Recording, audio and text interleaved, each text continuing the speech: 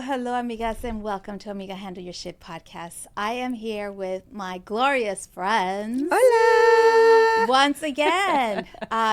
Third time is a charm. I love third times. Right? Yes. Oh my God. So We're so excited to Yes. be here in community, especially because we're such high vibe Latinas. And this show is dropping in what month?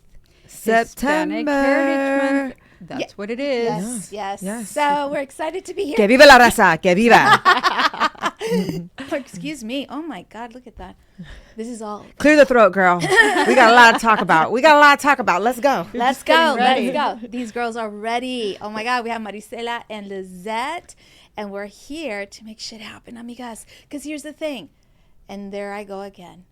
Here's the thing. Here is the thing. Tell us.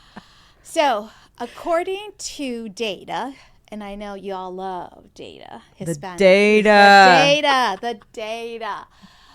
One very interesting statistic is that 1 in 3 Americans is going to be Latino in the year 2050.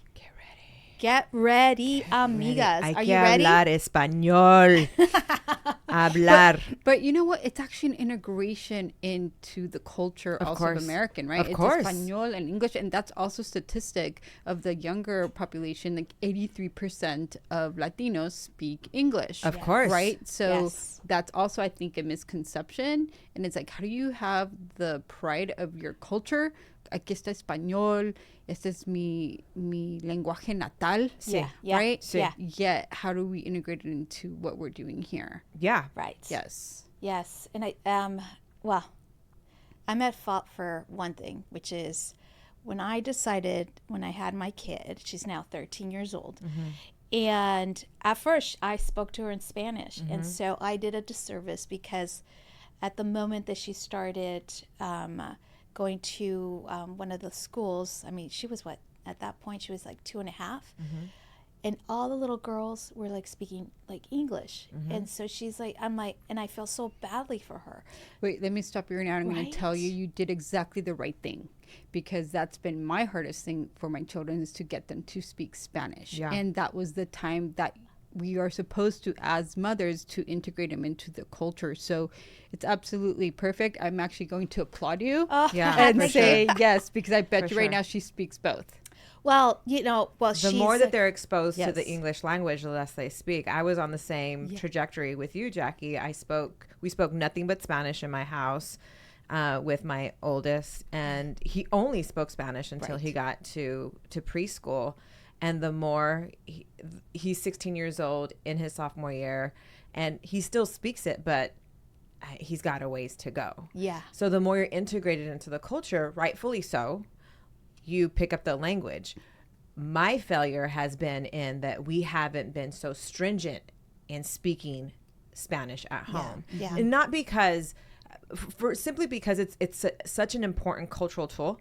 Yeah. That ability to talk to abuelita. Yeah. Right? Yes. And then because of the business tool that speaking dual languages is, right? When you're dropping the data of how many Latinos are going to be citizens in 2050, well, let's talk about being able to speak both tongues. Yes. And using that as a tool. And that's those are the two big reasons. First, of course, it was culturally for my husband and I. I want you to understand what Mama Lola is saying to you. Yeah. And on the other side of it, I want you to be connected to your culture in this very intimate way, Yes. which is our language. Yes. Right. And Yes. I've always told my children of like, that's a superpower, right? And in our household, it was a little harder because my husband's Italian. So we had the 3 languages. Yeah. And my husband actually speaks more Spanish than Italian, right? But I have my Italian in-laws, and I love that, right? So for us, how do we get all 3 cultures integrated into the family structure? Yeah.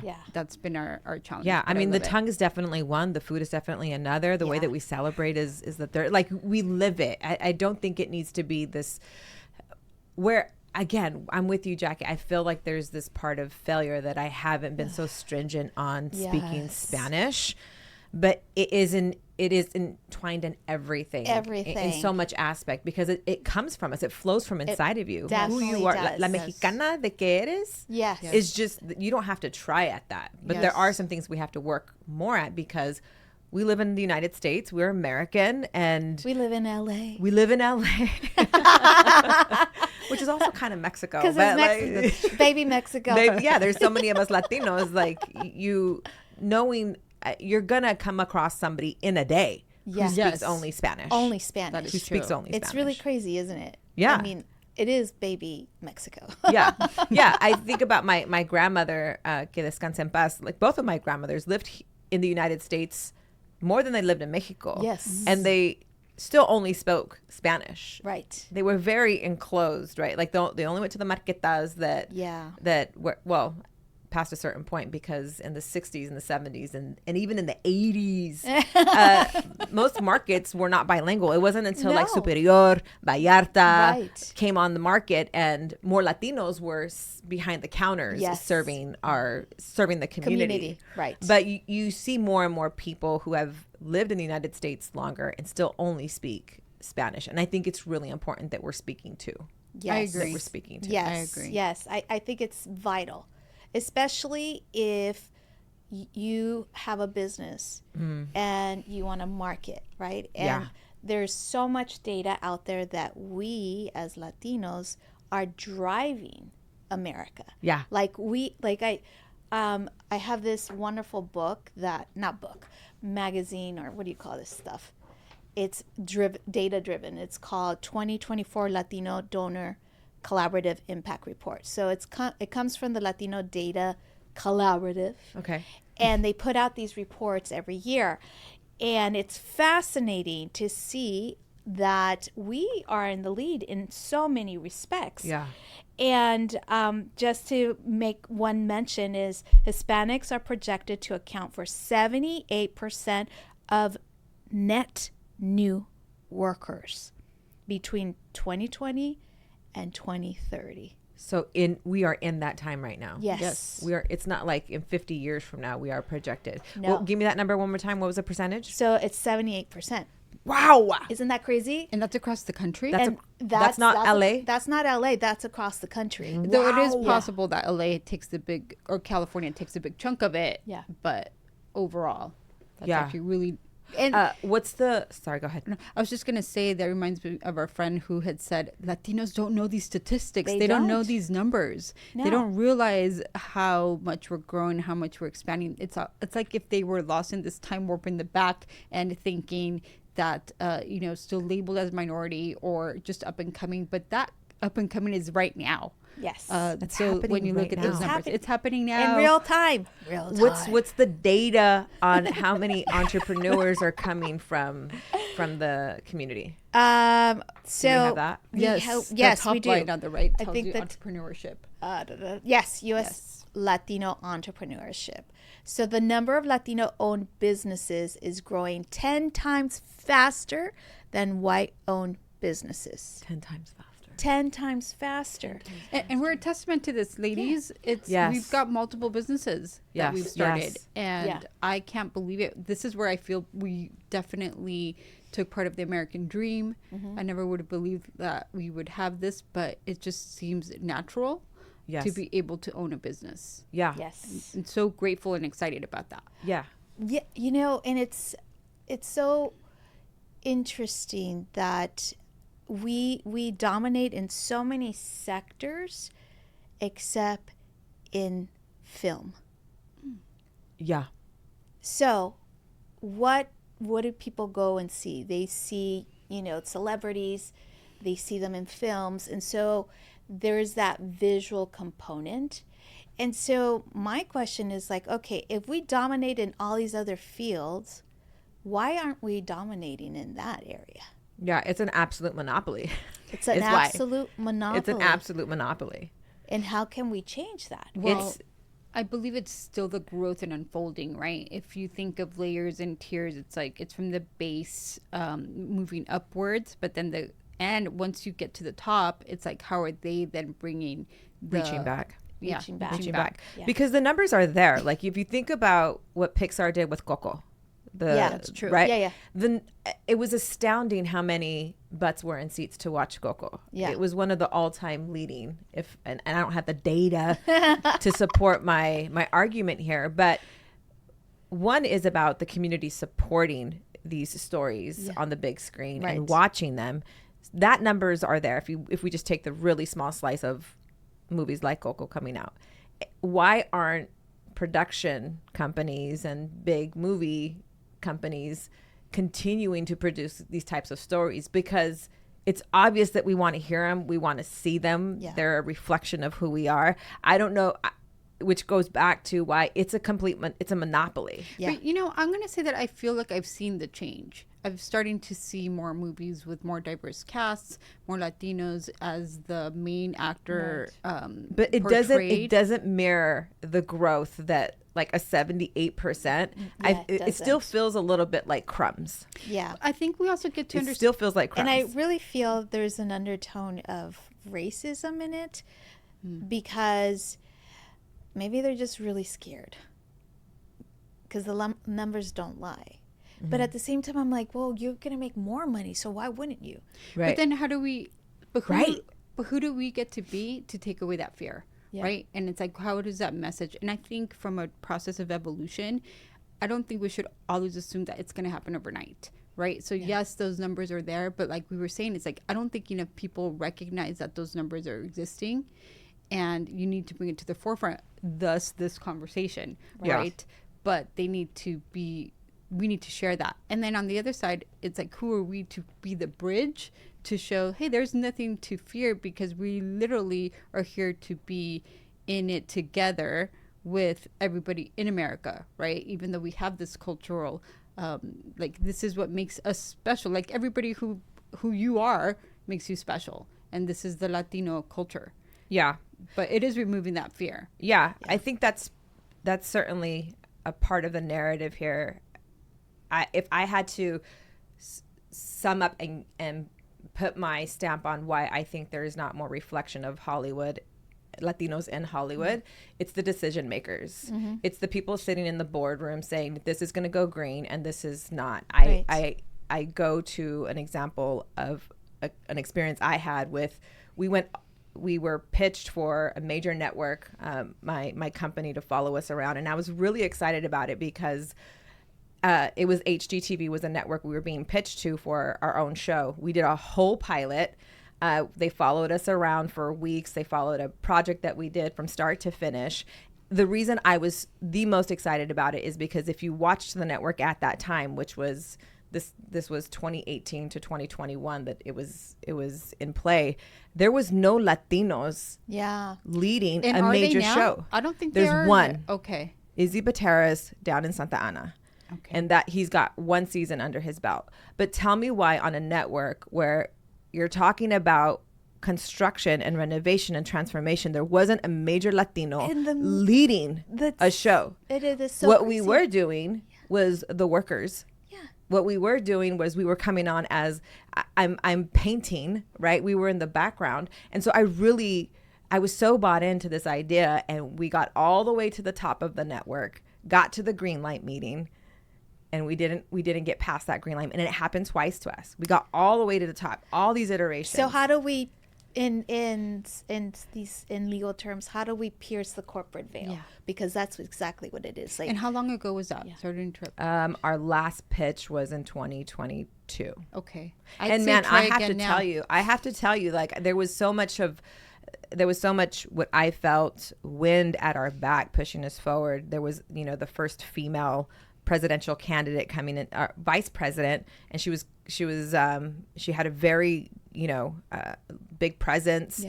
There was just, so I thought that was wind on my back because I'm a female general contractor, female in a predominantly male industry. So and there was just things like Coco. I really felt like there was more support for being a Latina, being in front of a TV, and being a female, and it still didn't happen. So when you talk about why aren't we seeing more reflection in Hollywood, it's the decision makers. Yes. And to to the point of breaking narratives, they are uncomfortable with our language, with our look, with our cultural, like what comes with us, because it hasn't been done before to the scale of 78%. So you go with what you know. And so if you still look at a network like HGTV, you got for sure one Easy Bateras down in Santa Ana who's representing for the Latinos. What's the last name? Batieres? Batieres? Yeah. Batieres? Yeah, Batieres Construction. He was on, who is the name of the show where they did divorce down in Orange County? Oh, the husband and wife. The couple, yes. They were a couple. They had their own show. He's Latino? No, he was their contractor. So it was their show. Yeah. No, I remember. Yeah, and now he got his own show. But he had been on HGTV for like 10 years at this point. So how do we get into those? And this is like the lean in, right? How do we get into those corporate seats to make those decisions and have that influence? As you're speaking, it's bringing to mind this song that I keep hearing, and it says, change the way you look at things, and the way you look at things will change. Yes. So it actually starts with that piece. So we have to start with that change of conversation. You cannot walk into that green room thinking that decision makers are afraid of you or that are going to pass you up for whatever reason. So it actually starts internal to say, no, let me show you a different point of view, so that they see you then in a different point of view. So then that way it is easier to make that green light, because at the end of the day, everybody is taking a risk in whatever decision they're making, right? So what's the win-win for everybody? But it starts with you. It starts with me and how I'm walking in and showing the rest of who I'm around that we are a good investment. Yeah. And then add the stats behind it, because I'm like, okay, how can you not know? Like, we are a definite big buying power. Yeah. And I think we even make about, if it was left to our demise or to our goodness or whatnot, we would be like 7th, I think, worldwide in economy. Like, I think our GDP would be enormous, off the charts. It's enormous. So, but going back to your point, and certainly there is a mindset shift here culturally that is happening and has to happen more aggressively. I agree with what you're saying, Lizette. Like, presentation, value, mindset is very, very important. But I can't help but also underscore what you're saying, Jackie, about with all of the data there, with all of the shifting that's happened culturally, with the buying power, the economy that Latinos have, it has to be intentional. People are like, it is. I hate to I feel like racism is such an overused word. I'm exhausted by it. I hate saying it because I get what you're saying. Down that intentional mindset. Yes, but it is. If I have to give this movie lead to a Latino or to a white person, I'm going to go with what I know. Yeah. It's an intentional decision. Right. Call that racism or not. But then this is where I feel I'll be the devil's advocate in here, and to say that particular, just that conversation alone that you bring it up is exactly what's causing it. So when I say the underlying current of it starts from us and changing our point of view, it is actually not even speaking it out loud. It's not denying that it might not show up, but you get to stand in a space of what you actually want to create. Yeah. Right. So you get to stand in to no, they're actually going to see our value. Yeah. They're actually going to feel safe. They're actually going to feel warm. They're actually going to see so clearly how successful this will be, that's the only direction that is existing in the room. But if there is an underlying current of something else, then we're creating that. But what if, so in my example, I feel like I did demonstrate all of those things. Yeah. If we take my example, right? Yeah. I absolutely demonstrated all of those things, and it still didn't go my way. Like, it didn't stop it didn't stop my business. It didn't halt my business. What it did is it killed a goal. Right. Yeah. It killed an opportunity that I had no control over. Right. And it might have killed your morale a bit, I would say. It did. It was difficult to swallow because all of the pieces lined up. It just made the story, everything was so good there. And I have to say that I feel like some of what went against us is that we were in LA. Yeah. And we were producing the show in LA, and it was all of the reasons why Hollywood is moving out of LA. So I feel like that was at our deficit. Yeah. But then I'm turning on the network and I'm seeing what they are producing. They are producing shows in LA, and they are giving it to leads that are Caucasian. Yeah. And it's like, man, I don't think that, I mean, I have confidence, but I don't think they're better than me. Like, I feel like I could have killed it. So I mean, You I would, think by the way. I think there's definitely, they missed out. if we go back to like, how do we change this reflection? Right. It's more women, more Latinos being in those decision making. And I feel that we seats. have to tap into the emotion side of the person who's hiring, because I think that was if you tap into their emotion, then you're opening that gate just a tad bit. Yeah. Because they're evidently scared. Yeah. Of what? El cucuy. I don't know. La cucaracha. La llorona. La Llorona, you know, and maybe they feel left out. Who knows? Yeah. But if we appeal to the emotion and then add what your gift is and how you can present yourself, and that in your presentation they're going to make money, and then you back that up with the stats already in play, I think it'll happen. Yeah. And yes, we're slowly. Yeah. no, it might be getting out there. faster. It might be faster. What does ChatGPT say? What does AI say? No, actually, just in general, time is going faster, and it is because of AI, and because we are moving at a more quantum space. Yeah. So things Yeah. are speeding up. So You know we're what I not would like seeing to that. see more of? I mean, Hollywood is certainly one thing, and there's definitely a bridge that we need to build to get to the other side, to have more representation and reflection of our stories, our voice, our image. But this idea of entrepreneurship and Latino entrepreneurship and Latino investment in, you know, in the economy and in ourselves, you know, we come from very humble beginnings. We all have an immigrant story, and all of us are entrepreneurs ourselves now, and we ride on the backs of our parents who immigrated and made a decision, right? And so we get to live out their dreams and be whoever we want. But I still feel like there is a ways to go for the community, the Latino community, to adopt like this entrepreneur mindset versus a worker mindset. That's the thing. I think is changing the mindset, because if you think like an employee, you will always be an employee. Yeah. Well, and you know what the difficulty in getting past that? It's our school system. Yeah. Because our school system was created. Oh, It we're was bringing in the guns. It was All right, let's created. go. Vámonos.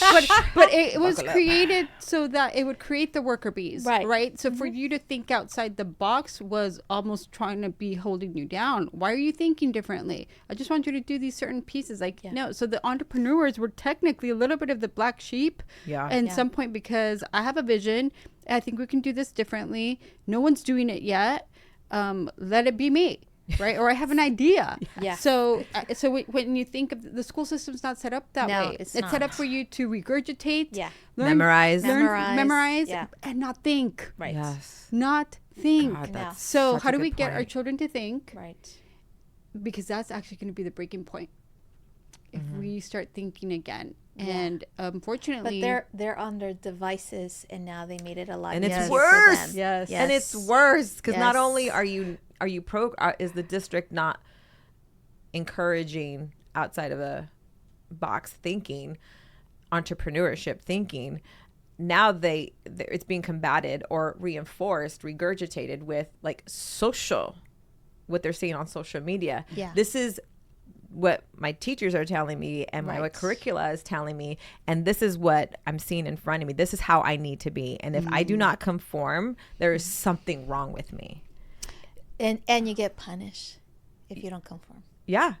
Right. really See, sad. I think really that sad. happened before. I think that was happening before, but Not going- to the degree now, though. But Lizette. remember how we were speaking earlier about this is why time is moving by faster. This is another reason for it. It's because of social media. Because let's take the flip side. Everything has the back of the hand. You also will see the entrepreneurship on social media. You also will see the positive message on social media. You will also see there is a different way to think about social media. So wherever you are tapping in, that data, the information is available at your fingertips. Yes. Yeah, it is. Yes. It is.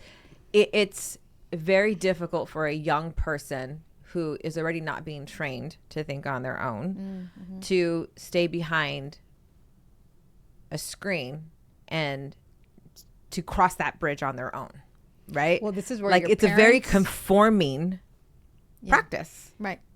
On all levels. I agree that entrepreneurship can come from access, as it should, when we're talking about very young people, our young Latinos who are supposed to carry the burden of our future, and they're being hit with all of these images and having to conform. Oh, you don't have a phone? Oh, no, but you're 12 years old and you don't have a phone. But my son came home in 6th grade and he's like, Mom, you want to know how many kids don't have a phone in my class? 6th grade, 11 years old. I was like, how many? He's like, 1. Who? Me. I'm like, we won. We freaking won in 6th grade, 11 years old. So like, it's to your point of if you don't conform, you're being punished, you're being ridiculed. There's something wrong with you. Your social network is telling you you have to do it this way, and if you don't, then you're missing out. Yeah. And so then you have the FOMO. Then there's the FOMO. What'd you say? What was it? Anti-FOMO? The anti-FOMO is fear of being included. Yeah. Included. Phoebe. Phobia, whatever. Fear of being included. Sometimes I have phobia. I really appreciate the optimism here. I agree with what you're saying. And overall, I feel like I am an optimistic person.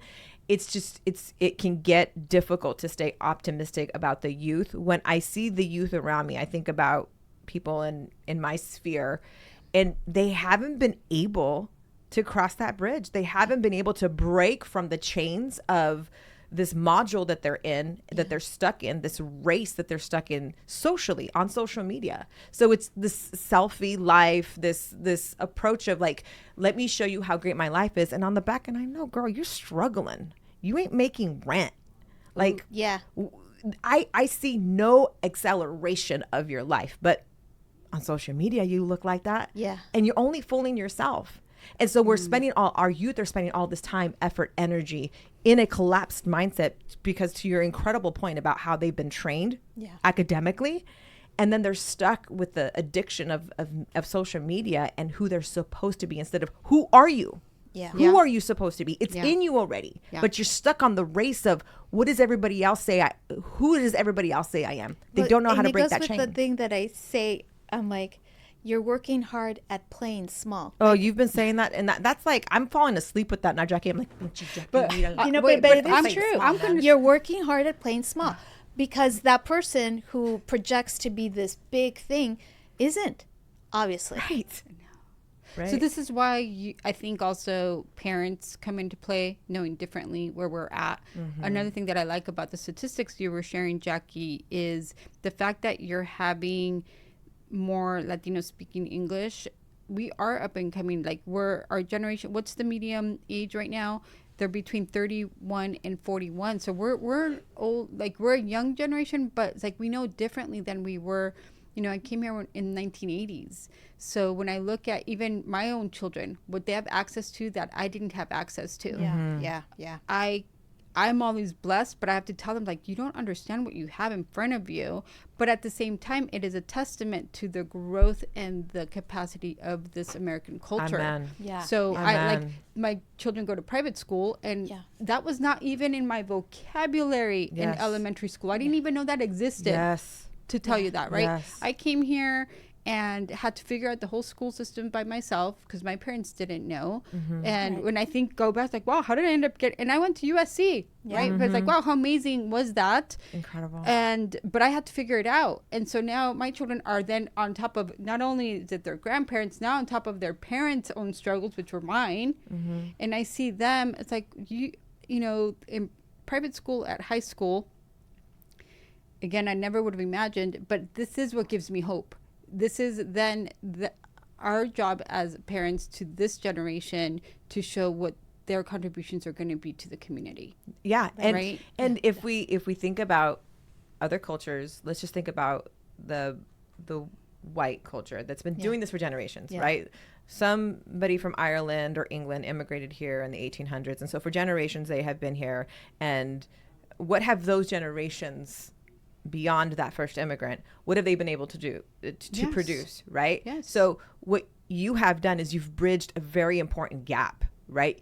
And it's happened in one generation, Lizette. Your parents being immigrants, you got educated, you became an entrepreneur. So what is the responsibility of our youth then? What are they supposed to produce? And that is my point, is that they're in this box of you're supposed to think this way with curriculum teaching them that. Yeah. And then they have the disadvantage of social media at such a young age. Yeah. My 16-year-old and I go at it about social media because that is all he wants. Right. And I'm like, this is my love. This is the hill I'm going to die on. I am not going to give you social media because I know I'm almost 50 years old and I know how addicting it can be. Yeah. I have to train myself on, párale. Like you're going down the and I have all of the tools to identify those things. But if something doesn't happen, and I agree with you, Lisa, this is where the parents come in. We know better. And we have to be able to decipher from this is what's good for you. This is from bad for you. I know this is really what you want. And I know that you're going to feel socially bad. But trust me, when you're 25 years old, me vas a decir gracias. I've said that multiple times this week. I know you don't get it right now, but you're going to thank me later. You're going to thank me later. Mom was right. Yeah. You're going to thank me later. Yeah. Taking, for example, my kid, she's 13 years old. And some of her friends, just the simple thing, this is not even like the social media thing, even in the way, the appearance.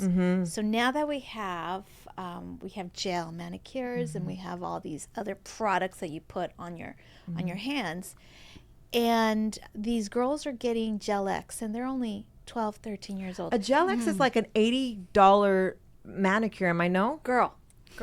So my daughter came home and she's like, "Can I get some Gel X?" And I'm like, "Excuse me? I don't even know." Get some Lee press-on nails is what you can get, my love. And I'm like, no. Because my thought is like, wait a minute. First of all, you go to a Catholic school and you're not even supposed to have colored nails. I don't know where these girls are doing this. And also, I'm like, I'm thinking, okay, if I say yes, how many more yeses do I say to her? There's a slippery slope. Totally. And so it's finding your battle. Right? It's like the slippery slope. So in that regard, I'm like, no, it damages your nail. Your nail is growing. So I kind of have to go back to the data. Go back to the data to support my argument why you can't have it. Yeah. But it's crazy. So now, like, okay, you have all these little girls walking with their Gel X, and I'm like, what the? I don't even get Gel X. Yeah. You know, I'm like, oh my God. Okay. Yeah. So I'm like, okay. So I get that like at Christmas time, like once a year. I don't even, like right now I have just the gel, whatever. Anyhow, but I was thinking about like at what point as a parent you say no? Because for me it was like a slippery slope. And then one of her friends has 2 earrings, like 3 earrings. And I'm like, excuse me. And she wanted 2 holes on hers. And I'm like, no, Alexia. Yeah. I'm like, no. Yeah. That's not going to happen. Yeah. You know, when we talk about the conversation is amazing how it just went into like influence and what social media is doing to our youth. We're kind of parked here. What we're teaching our children is to be consumers instead of investors. Yeah. Because why are you going out and this is for adult women. Why are you going out and getting a new set of nails that cost $120 every 3 weeks, and you're not investing in your freaking 401k? Yeah. But let's step back a little bit, because you touched something really important there. This is a country of consumerism. Yeah. Right? And from how do we juxtapose? If we're saying we're entrepreneurs, so then what are we bringing, right? That's something good to the economy. Yeah. Because I still want you to consume something, but can it be something that's going to be good for you? Right. Yeah. Right. Or what consume, am I bringing? how much is your consumption compared to your investment? Yes. But that's my point. Yes. But your consumption could be an investment, right? So it's For like you could be somebody for bringing somebody that else. it's an investment. Yes. But if so the point that I'm making is, if we're not making these investments, if I'm not contributing to my IRA at full contribution, my 401k, if I'm not, diversifying and investing and spending $400 a month on nails, girl, you got it twisted. You are drinking the Kool-Aid. Get off of social media. Go take a class on how to invest, because that is long-term wealth. You're trying to look wealthy, homie. You are broke. Yes. Changing the narrative behind that. It's like, okay, so I have this pot of money. What am I going to do with it? Am I going to take a vacation? Yes, you have the memories, and it's awesome. Yeah. But you can have pictures to tell about those memories. But then, for us, like, okay, retirement age. I'm a woman of a certain age. Yes, we are.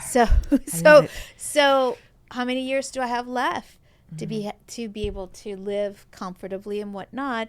So you have this pot of money. Where do you get to put your money into? So I started being a part of a mastermind, and I wanted to just kind of give a little not shout out to the company, but because I've been in this mastermind that helps me think about alternative forms like cryptocurrency, EFTs, all these other things, stocks, whatnot. I decided to go on that route, and I started investing. And I'm kid you not, I'm like, what the heck? So I'm looking at my E-Trade. Not that I invested in so many things, but I look at my E-Trade account, and it's like over 60% above. In how much time? Literally, I've been in it for a little less than a year. Get your mouth out of here. I'm not lying, because I invested in myself. Yes. This mastermind is not cheap, and I don't care, because I know that I'm recuperating my money. I already did. Yeah. And I'm going to continue. Yeah. So that's the kind of language that we need to inculcate in our kids. Yeah. Like, listen, with that money, I could get you this, right. Or I could get you more money. Yeah. More money. But everything you just said goes back to, I think, everything we were talking about. It's the investing in yourself, and that starts with also changing your point of view, because you entered into a group that had a different mindset. Yeah. Yes, right. And they're mostly gringo. Yes, but it's the truth. But they supported you, right? It didn't matter who you were. No, exactly. You still came in. I still came in. And so that information is available to you. So this is where I'm sharing with that to our community. Literally surround yourself with the people that are going to elevate you, you're going to have a different point of view, that you're going to recognize what I say out loud is actually what I'm creating. There is no such thing as being overly positive and you not really feeling it, right? So this fake shit doesn't work, right? So fake it till you make it. No, that's done. That's not going to work. That's done. But it's mindset. And so with education system, for in the future, it's like, I would love to start new schools. This is where I love Elon Musk's part of, he started his own schools because he wasn't happy what was available for his children, right? So that we can start entrepreneurship in that school system and early having on. them choices. Yes. Early on. So what you've been exposed to, this is what we get to bring to others and expose them, bring that hand back. Like, hey, this is how you do it. Yeah, for sure. I like your point, Lizette, about getting in community with people that are more experienced than you. Yeah. Yes. Oh my God, this is like this group is fascinating. There's only 200 members, and that's it. No one is allowed anymore. Yeah. And I'm super grateful to them, because I'm like, I never thought. I'm like, damn it. And when I went in on one stock, I'm like, God damn it, why didn't I put in more money? Again, fucking being fearful. Yeah. Man, I'm all about, I have like, yes, fear and money. Absolutely. And I don't know where it comes from, because it wasn't, my parents worked their absolute tails off. So there was always food in the fridge. We were never homeless. We always had home. I always had clothes on my back. But there's this, my parents taught me to be careful you respect your dollar. You take care of your credit score. You don't get in debt. And I think that's where it came from. But that is fear. That is fear. Totally. That is the Totally. fear. I agree. That's where it comes from. Yeah, Because this was their mindset. They know they were picking grapes to get the dollar, right? So you respected the dollar. You took care of every cent, and you ain't gambling it away on the stock market. And it's taking me this huge curve of learning, like, no, the right investments, the smart investments have a return. We might even take out the 401k money and really put it into these stocks that they're promoting. Yeah. And I'm like, why not? Yeah. Because if my stock was able to grow exponentially, like I was like, oh my God, why didn't I do this before? But now because you know. You didn't know, but now you know. Now I know. Yeah. Now when know. the student is ready, the teacher appears. Ooh. And then you take action. Take action. Yeah. And no even feeling bad about how much more that alone was the learning lesson. Yeah. Right? Okay, let me just do it again. Yeah. And that's okay. Yeah. All in its due time. Yes. That's something also I have to reconcile constantly, because there's this part of me that has always felt I'm behind the 8 ball. Yeah, well, I'm behind the 8 ball, and you will continue if you continue to say those things. Yeah. No, unfortunately, that's the way it goes. Yeah. All right, I think we're ready for the end of this convo. But this is Amiga Handle Your Shit podcast. Make sure you listen next week's episode as well. But it's incredible to have these beautiful souls here. I with love me. these conversations. Yay! This is so good. Yes, I think so good. too. So if anyone likes to chat with us, you can contact my beautiful friend here to the right. Yes. Hello, everyone. My name is Marisela Arechiga. You can find me at New Generation Improvements if you have any construction needs or questions, or my personal page at Marisela Arechiga on the gram. There you go. And my beautiful friend here. Lizette Espinosa. You will find me at infantech.com with our Zubies, and also we have System and Soul AI. You can find me on Instagram, Lizette Espinosa. There you go. Everything will be written on the show notes, so make sure that you hit us up. And yes, we can make a lot of money. Thank you, Jackie. Make it right. That's right. Thank you. Make it rain. Woo.